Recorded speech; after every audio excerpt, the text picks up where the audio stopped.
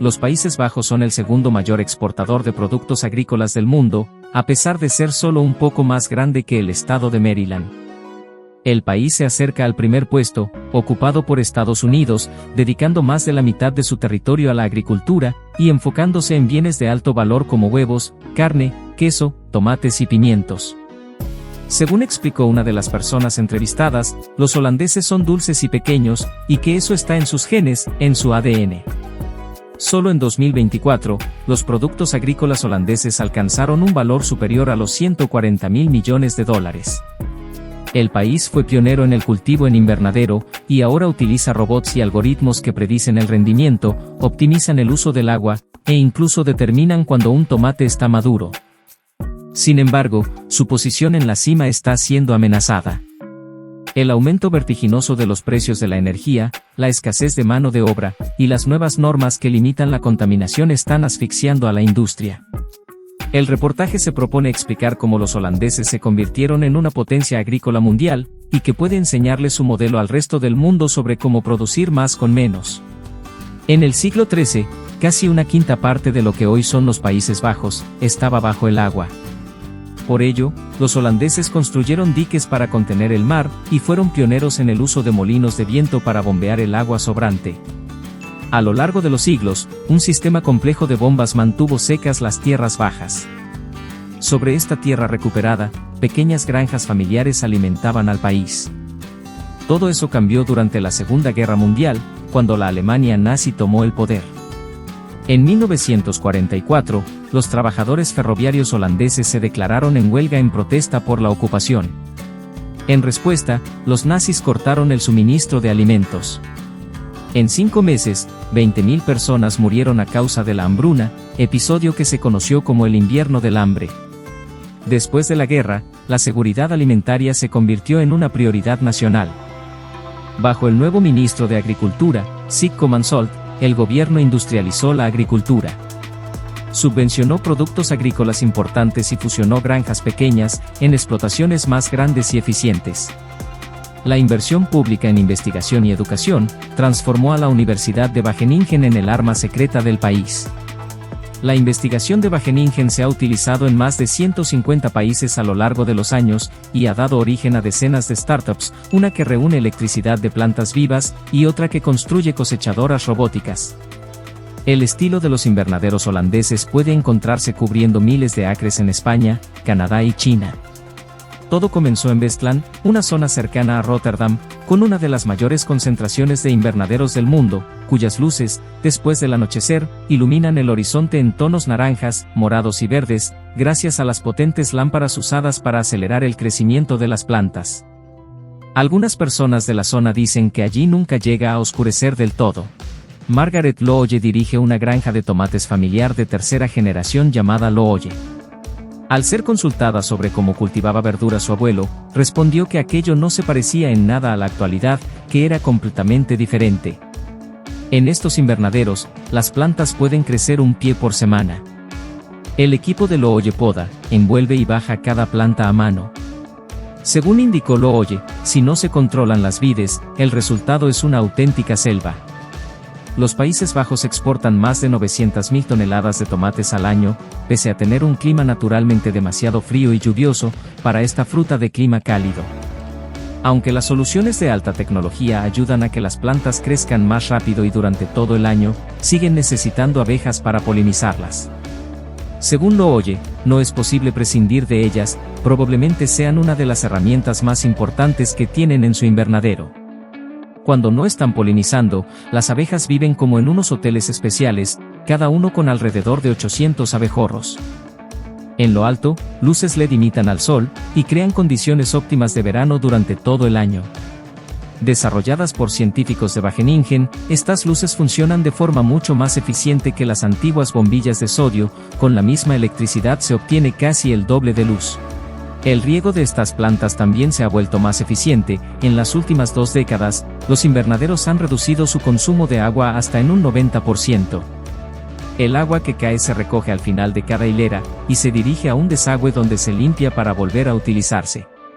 Como resultado, Se necesitan solo 4 litros de agua para cultivar 1 kilo de tomates holandeses, frente al promedio mundial de más de 200 litros. Aunque la tecnología ha optimizado gran parte del proceso de cultivo, los humanos siguen eligiendo mejor los tomates que los robots, que tienen dificultades para distinguir el fruto entre las densas vides. Un tomate está listo para ser cosechado cuando se vuelve completamente rojo. Los trabajadores siguen una escala de colores para cosechar los tomates en su punto óptimo de sabor. El color número 3 indica que aún está verde y no está listo, el color número 8 indica que aunque ya está bastante rojo, todavía no es suficiente, por lo que se cosechará en una segunda ronda esa semana. Debido a que en Looye solo se recoge fruta madura, la empresa dispone de una ventana de tiempo muy corta para llevarla a cámara fría antes de que se eche a perder. Los tomates que llegan un día se empacan durante el turno de noche, y a la mañana siguiente salen todos en camiones. Para acelerar la producción, una sala especializada revisa los tomates en busca de daños o divisiones. Una máquina toma 2 fotografías de cada fruto, una desde arriba y otra desde abajo, lo que permite detectar, por ejemplo, un tomate partido. Además, los trabajadores siguen revisando a mano los tomates más grandes, comprobando que su tamaño se encuentre entre 47 y 62 milímetros. Los que no cumplen esa medida, se descartan por no ser lo bastante uniformes. Los robots realizan buena parte del trabajo en la planta. Una máquina separa los tomates demasiado pequeños o demasiado amarillos para la marca de gama alta.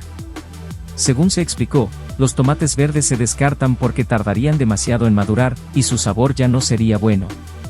Las máquinas también seleccionan los tomates más rojos y dulces en una última pasada, tras la cual los trabajadores los empacan a mano en estaciones listas para el envío. A pocos kilómetros de allí, Arnaud Diener dirige una de las mayores operaciones de pimiento del país, Videoland. Cada año, la empresa cultiva 85 millones de pimientos. Al igual que los tomates, estos pimientos se cultivan de forma hidropónica, es decir sin tierra, y también computadoras monitorean y ajustan la temperatura, los horarios de riego y la iluminación. Unas tarjetas amarillas permiten rastrear plagas como la mosca blanca o los thrips, y pronto se prevé que cámaras puedan leer esas tarjetas de forma automática. En conjunto, estas innovaciones han permitido que los agricultores holandeses logren rendimientos 12 veces más altos que el promedio de las granjas de pimiento a nivel mundial. Desde 2007, la empresa también utiliza carros automatizados guiados por cables en el piso, para trasladar los pimientos cosechados desde el invernadero hasta la sala de procesamiento. En la planta de envasado, cámaras impulsadas por inteligencia artificial fotografían cada pimiento, y comparan las imágenes con una base de datos de fruta ideal. Esa información se usa para clasificar los pimientos por tamaño, peso, forma y color. Los que presentan pequeñas imperfecciones no se desperdician, la empresa se los vende a productores de ensaladas y otras procesadoras de alimentos. Los que sí superan la revisión por cámara, pasan a empacarse, donde una máquina deja caer casi 400 libras de pimientos perfectos en cada caja. Cada vez se utilizan más sistemas de paletización automática y carretillas elevadoras autónomas, que reemplazan a los trabajadores humanos en esta fábrica. En un país que enfrenta una creciente crisis laboral, 2/3 de las empresas tienen dificultades para encontrar trabajadores. Videoland introdujo toda esta tecnología, con el objetivo de automatizar la mayor parte posible del proceso de envasado. Hasta el 95% de los pimientos de Videoland se exportan, y alrededor del 60% de todos los cultivos producidos en los Países Bajos abandona el país. Su posición junto al Mar del Norte facilita el envío desde los enormes puertos de Rotterdam y Ámsterdam. Alemania es el principal comprador, pero los productos holandeses también llegan al Reino Unido, China y Estados Unidos. Producir y envasar todos estos alimentos requiere mucha energía. Los invernaderos de los Países Bajos consumen casi 107 petajulios, suficiente para alimentar a más de 2 millones de hogares al año, y no todo el mundo está conforme con esta situación. Algunos estudios estiman que un tomate cultivado en invernadero podría tener hasta 6 veces la huella de carbono de uno cultivado al aire libre, aunque esto depende en gran medida de la fuente de energía utilizada para cultivarlo. Por eso los productores holandeses intentan cambiar la forma en que abastecen de energía a sus granjas. Hasta hace poco, gran parte de esa energía provenía del gas ruso, pero la guerra en Ucrania obligó a los Países Bajos a reducir esas importaciones, lo que disparó los precios de la energía, y llevó a muchos invernaderos a buscar alternativas. La granja Looye ya contaba con su propia central eléctrica en el sitio. El calor generado en el proceso de producción de energía se usa para calentar el invernadero, y la energía sobrante se vende de nuevo a la red eléctrica. Videoland, por su parte, cambió a una fuente distinta junto con otros productores, invirtió $46 millones en energía solar como fuente renovable. La Universidad de Wageningen trabaja con los agricultores para reducir su consumo de energía. A Leo Marcelis se le atribuye en gran medida la adopción generalizada de las luces LED en los invernaderos holandeses. Según explicó, sin luz no hay crecimiento vegetal. Las recetas personalizadas de luz LED han ayudado a los agricultores a cultivar fresas, pepinos y espárragos más rápido, y su investigación sobre estas luces ha permitido que los invernaderos del país reduzcan su consumo de energía casi a la mitad. Ahora, Marcelis y su equipo estudian si es posible ir aún más lejos, planteándose si se puede lograr el uso más eficiente posible de la iluminación LED. Marcelis explicó que están llevando a cabo un montaje experimental, en el que cultivan lechuga con distinta luz. En ese ensayo, su equipo descubrió que al aumentar la intensidad de la luz, durante la última semana antes de la cosecha, pueden incrementar el contenido de vitamina C y azúcar, además de prolongar la vida útil del producto. Según señaló, la pregunta de fondo es, ¿qué favorece un buen crecimiento, que favorece un buen sabor, y que favorece un buen valor nutricional, pero también que resulta más sostenible en términos de menor uso de energía, lo cual suele implicar un equilibrio? En otra sala, el equipo de Wageningen trabaja con la Agencia Alimentaria de Singapur en el cultivo de bok choy. Según se explicó, allí pueden elegirse distintas condiciones. Si se les da poca luz y baja temperatura, las plantas crecerán lentamente, mientras que ajustando la temperatura, el CO2 y la luz, es posible acelerar su crecimiento. Muchas de estas salas de prueba tienen una tonalidad rosada, porque las luces LED rojas son las más eficaces para el crecimiento de las plantas, ya que son las más eficientes a la hora de convertir electricidad en luz. Por eso, según se indicó, una alta proporción de luz roja suele ser recomendable. Elena Vincenzi, colega de Marcelis, estudia cómo la luz roja apenas visible afecta la capacidad de una planta de tomate para convertir la luz en energía.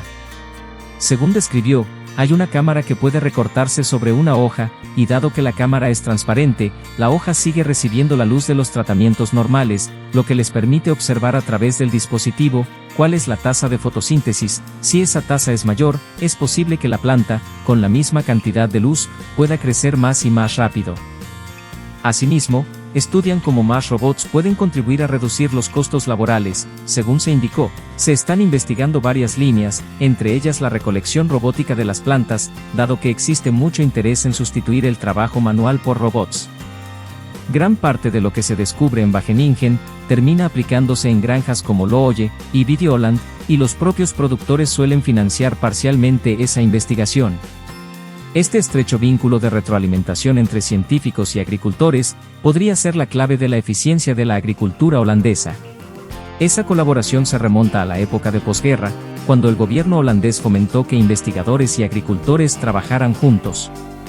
Según relató una de las personas entrevistadas, su padre solía tener, los lunes o martes por la noche, una especie de club de estudio, en el que se reunía con otros cultivadores y visitaban invernaderos juntos. A su juicio, ese tipo de iniciativas resultaron muy positivas para el desarrollo de la industria. Los Países Bajos son el principal exportador de carne de Europa, y crían 4 millones de vacas, 13 millones de cerdos, y 104 millones de pollos cada año. Toda esa ganadería, en especial las vacas destinadas a carne y leche, conlleva un alto costo ambiental, y no se trata solo de emisiones de carbono. El problema principal es el amoníaco, un gas rico en nitrógeno que se libera de los fertilizantes, el estiércol y la orina. En 2017, los Países Bajos emitieron más amoníaco por hectárea que cualquier otro país europeo, debido a que cuentan con la mayor densidad ganadera del continente. Según señalan ecologistas, este tipo de contaminación está estresando al ecosistema nativo. El exceso de nitrógeno hace que pastos de crecimiento rápido desplacen a especies nativas más delicadas, y provoca proliferación de algas en los cursos de agua. Para reducir las emisiones, el gobierno holandés comenzó a comprar granjas con altas emisiones, pero los llamados a limitar estas emisiones desencadenaron protestas masivas en todo el país. Uno de los centros que busca soluciones es el Campus Lácteo de Leeuwarden, un centro de investigación dirigido por Kees Donning. su equipo desarrolla estrategias para reducir las emisiones de nitrógeno generadas por el ganado. Entre sus pruebas destacan pisos diseñados para separar la orina de las heces, evitando que al mezclarse produzcan mayores cantidades de amoníaco. Los residuos separados son almacenados en tanques ubicados bajo el establo, reduciendo así la liberación de emisiones y permitiendo estudiar nuevas alternativas para una ganadería más sostenible. El equipo también ha experimentado con robots de limpieza, aunque cada uno cuesta casi $30,000, un precio elevado para la mayoría de las granjas, que necesitarían al menos 2. Una solución más accesible, según indicaron, es cambiar la dieta de las vacas, planteándose si es posible alimentarlas de manera que se reduzcan las emisiones de amoníaco o las pérdidas de nitrógeno. Los investigadores prueban distintas dietas con bebederos inteligentes, que registran el consumo de cada vaca y sus emisiones de metano y amoníaco. Han comprobado que sustituir el pasto fermentado por césped fresco reduce el metano, mientras que disminuir la proteína y el nitrógeno del alimento reduce el amoníaco. Además, emplean inteligencia artificial para vigilar la salud del ganado, detectar enfermedades como la podredumbre de las pezuñas, e identificar ejemplares con bajas emisiones, que podrían seleccionarse para la reproducción y contribuir a una ganadería más sostenible. Los Países Bajos transformaron su país, antes propenso a las inundaciones, en una potencia agrícola, y exportaron ese conocimiento a todo el mundo. Pero cabe preguntarse si la innovación holandesa es realmente el secreto para alimentar al planeta. Lo cierto es que casi 1.000 millones de personas en el mundo pasan hambre todos los días. Jonas Hagermeir, científico climático y modelador de cultivos de la Universidad de Columbia, explica que cerca de la mitad de las calorías que consume la humanidad proviene de cultivos al aire libre, como trigo, arroz, maíz y otros cereales. Según el investigador, trasladar esta producción a invernaderos no sería viable a gran escala debido a sus enormes costos. Incluso en un entorno desértico, con una planta desalinizadora impulsada por energías renovables, reproducir las calorías generadas actualmente por millones de hectáreas de maíz, requeriría una infraestructura descomunal. Aunque la agricultura bajo techo ofrece posibilidades prometedoras, sustituir completamente los cultivos extensivos todavía parece más cercano a la ciencia ficción que a una alternativa económicamente factible. Las granjas del futuro tendrán que depender de algo más que tecnología, necesitarán agua, semillas, energía, conocimiento local y sistemas adaptables. Hagermeir desarrolla herramientas de inteligencia artificial, capaces de ofrecer a los agricultores alertas tempranas sobre pronósticos estacionales, optimizar el uso del agua, y conectar a productores de distintos continentes para compartir información en tiempo real. Quizás la verdadera exportación neerlandesa no sean los tomates, la carne o los robots agrícolas, sino una mentalidad basada en la colaboración y la eficiencia. Países Bajos no puede alimentar al mundo por sí solo, pero su modelo de innovación y cooperación ha transformado para siempre la manera en que se producen y gestionan los alimentos.